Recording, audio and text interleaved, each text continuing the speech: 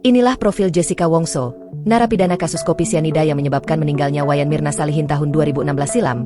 Perempuan bernama lengkap Jessica Kumala Wongso itu dikabarkan bakal bebas bersyarat pada hari ini, Minggu, 18 Agustus 2024. Jessica Wongso akan keluar dari lapas Pondok Bambu. Kebebasan Jessica Wongso dibenarkan oleh kuasa hukum Jessica Kumala Wongso, Otto Hasibuan. Bebas bersyarat, kata Otto Hasibuan saat dihubungi, Sabtu, 17 Agustus 2024. Rencananya Jessica akan keluar sekira pukul 9 waktu Indonesia Barat. Jessica Kumala Wongso sebelumnya dikenal publik setelah kasus kopi sianida mencuat pada 2016.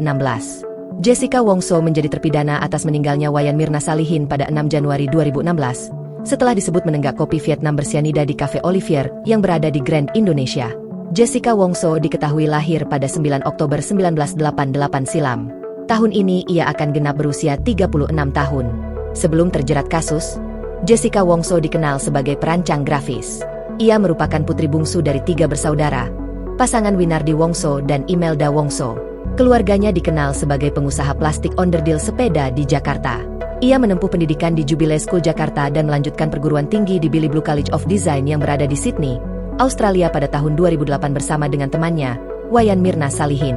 Sebelumnya, kasus pembunuhan Wayan Mirna Salihin yang menjerat Jessica Kumala Wongso terjadi pada 6 Januari 2016. Saat itu, Mirna bertemu dengan Jessica Wongso dan seorang temannya, Hanye Bunjuita, di Cafe Olivier Grand Indonesia. Jessica datang terlebih dahulu ke kafe itu dan memesan tempat. Setelah itu, Jessica sempat pergi sebelum akhirnya kembali datang dan memesan es kopi Vietnam plus 2 koktail. Pelayan kafe mengantarkan minuman tersebut dan beberapa menit kemudian Mirna datang bersama Hani. Mirna yang meminum es kopi Vietnam sempat menyatakan rasa es kopi tersebut tidak enak. Tak lama berselang, tubuh Mirna kejang hingga dia tak sadarkan diri. Dia sempat dibawa ke sebuah klinik di mal tersebut sebelum suaminya, Arif Soemarko datang dan membawanya ke rumah sakit Abdi Waluyo. Sayangnya, nyawa Mirna tidak terselamatkan.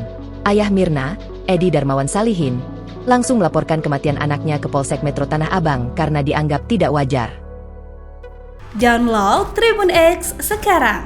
Menghadirkan lokal menjadi Indonesia.